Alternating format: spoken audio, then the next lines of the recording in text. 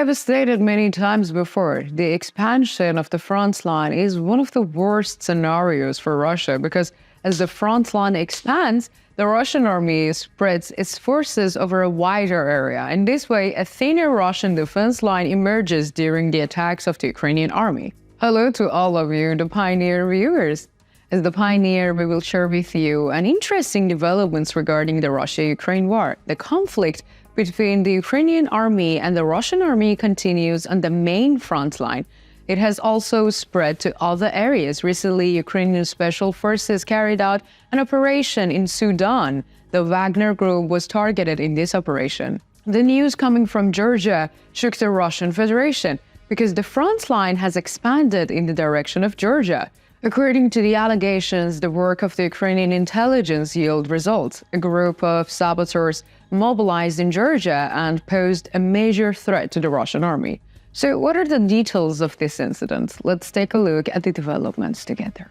As the Pioneer, we continue to convey the Russia-Ukraine war to you. Don't forget to subscribe to our channel and turn on notifications so as not to miss our daily map reports and reports on the agenda. I also read all your comments on our videos. Please continue to share your ideas about our content in the comments with us in the comments. Let's start if you're ready. The Pioneer reports. Georgia is a very critical country for the Russia in the region. In fact, the protection policies of the Russian Federation start beyond its borders. Therefore, Georgia needs to be kept under control and not pose a threat to Russia. We can say that the Russian army has a presence in the region. However, this presence does not exactly mean an occupation. There are allegations that there are many Russian units in Georgia. The reasons for the presence of these units in Georgia is the protection of the pro-Russian administration in Georgia. In recent days, there has been a very critical development in Abkhazia, which is located at the similar point. According to the allegations, a sabotage group of about 50 people mobilized in Georgia is preparing a critical attack against Russia. Even as we are preparing this report, this sabotage group is being searched by the Russian army. Yes, they are. You have not heard wrong. The Russian army still has not found this sabotage group. It is only believed that the sabotage group has infiltrated in Abkhazia and is preparing to attack an airport. According to the Russian sources, the Georgian Sabotage group is targeting Sukhumi airport.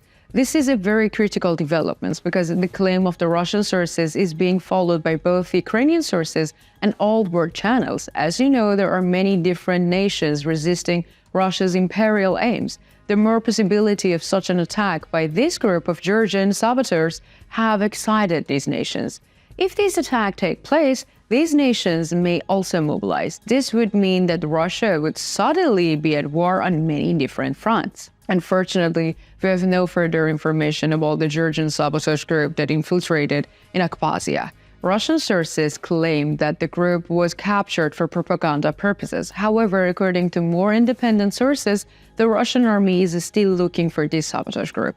In fact, there is no definite information about the existence of the sabotage group. Here, too, we see the following allegations intensifying. The Russian army is trying to create legitimacy for new invasion attempts. In this way, we see that the Russian leadership aims to legitimize its future attempts to invade Abkhazia, Georgia, and some other countries. Neither the existence of the sabotage groups nor its allegations of the attacks have yet been confirmed. However, we know that Russia has previously invaded Georgia under so-called pretext. Therefore, such an excuse may be needed again. We will continue to follow the developments. Let's return to the battlefield. The Ukrainian army continues to fight with a great resistance against the invasion of the Russian army. According to the latest reports, the Ukrainian army has carried out a very critical offensive. As you know, the artillery forces of the Ukrainian army carry out very critical attacks.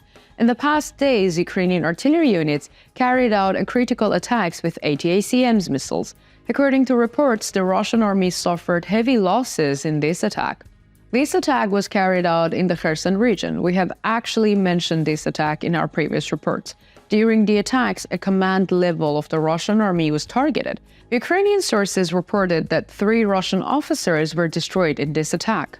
The operation was carried out by the Shtukno Special Forces of the Ukrainian Armed Forces. the Russian command center targeted in this attack was the headquarters of the Dnipro group of forces. As you know, the Ukrainian army has important operation on the Kherson front line. Developments in the region are already reported to you in our map reports. Ukrainian troops are striking targets on the eastern bank of the Dnipro River.